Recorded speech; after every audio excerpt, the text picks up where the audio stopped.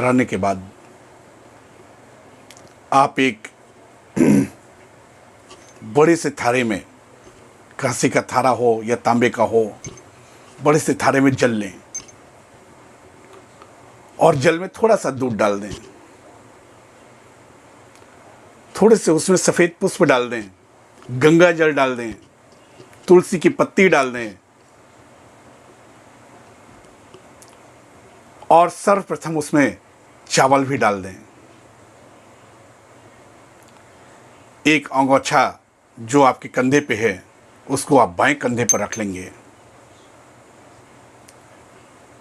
ब्राह्मण है तो जनेऊ भी होता है, तो जनेऊ को बाएं कंधे पे कर लेंगे, जिसको सभ्य कहते हैं। सभ्य अवस्था में आप सर्वप्रथम पूरब दिशा की तरफ घूम के उस तसले से जल लेके एक देव के नाम एक अंजलि जल, इस तरह एक अंजलि जल निकाल के आगे जो कनिष्ठा उंगली है वहाँ से गिराते हुए उस बगल में एक भगोना रखा होगा उसमें गिराते जाइए। जिन जिन देव को आप तर्पण करना चाह रहे हैं उन देव के नाम एक अंजलि जल लिया और उस भगोने में डाला। ये देव तर्पण हो गया। ऋषि तर्पण भी हो गया। ऋषियों के भी ध्यान कर करके उनके नाम भी इस तरह एक अंजलि जल जरूर दीजिए। उसके बाद आप उत्तर दिशा की ओर घूम जाएं। उत्तर दिशा की ओर जब आप घूमें तो आप अंगोछे को माले की तरह पहन लें, या जनेऊ है तो जनेऊ को माले की तरह पहन लें गले में। और फिर जो दिव्य मनुष्य तर्पण जिसको कहते हैं उनके नाम, दिव्य मनुष्य कौन है, जैसे सनंदन जी, सनकस जी, सनातन जी, कपिल जी, इन सभी का जो दिव्य पुरुष जिनको कहते हैं इनके नाम से भी एक एक अंजलि जल। और उस जल में उस समय उत्तर की तरफ जब आप घूमेंगे तो उस जल में जौ डाल लें और एक एक अंजलि जल दिव्य पुरुषों के नाम जो कनिष्ठा उंगली से, दोनों कनिष्ठा उंगली के बीच से गिर रहा हो, इस तरह आप जल दें। उसके बाद आप दक्षिण दिशा में घूम जाएं और दक्षिण दिशा में घूम के उस जल में आप काला तिल डाल लें।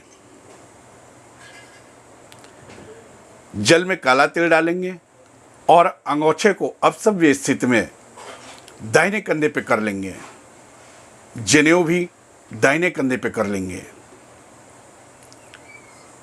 और फिर जल लेंगे। तो सबसे पहले यम तर्पण करेंगे। जो यम है हमारे 14, उनके नाम से 14 अंजलि जल हम उस भगोने में डालेंगे। अब यहाँ अंतर क्या हुआ है, यहाँ पर हम पहले दोनों हाथ की कनिष्ठा के बीच से वो जल दे रहे थे, अब हम दोनों हाथ की दाहिने हाथ के अंगूठे की तरफ से वो जल देंगे। दाहिने हाथ के अंगूठे की तरफ से जल देंगे। और अभी तक एक नाम पे एक अंजलि दे रहे थे, अब हम एक नाम पे 3 अंजलि जल देंगे। तो सबसे पहले 14 यम जो हैं उनके नाम 3-3 अंजलि जल आप दें। उसके बाद हमारे जो पितृ तर्पण जिसको कहते हैं, फिर अपने पितरों के नाम भी उसी तरह 3-3 अंजलि जल हम देंगे। सर्वप्रथम अपने अगर पिता हैं तो पिता के नाम, फिर बाबा, परबाबा, फिर माता, दादी, परदादी, नाना, नानी, परनानी, परनाना, या चाचा, चाची, ताऊ, ताई, बुआ, भगनी, बहन, या कोई दिवंगत भाई हों, या इस तरह जो परिवार के हों जो लोग गुजर चुके हों, जिनका देहांत हो चुका हो, स्वर्गवास हो चुका हो, उन सभी के नाम 3-3 अंजलि जल दाहिने हाथ के अंगूठे की तरफ से आप देंगे। जल थारे से निकालेंगे और भगोने में गिराते जाएंगे। ये करने के बाद आप फिर से पूरब दिशा में घूम जाएंगे और जनेऊ भी सव्य और अंगोछा भी सव्य, यानी कि बाएं कंधे पे कर लेंगे। पूरब दिशा में घूमने के बाद जनेऊ और अंगोछा बाएं कंधे पे और भीष्म पितामह के नाम 3 अंजलि जल देंगे। 3 अंजलि जल भीष्म पितामह जी के नाम देंगे। ये करने के बाद आप जल में ही देख के प्रार्थना कर लेंगे, अपने पितरों से, देवों से, ऋषियों से, सभी से प्रार्थना कर लेंगे जल में ही देखते हुए। उसके बाद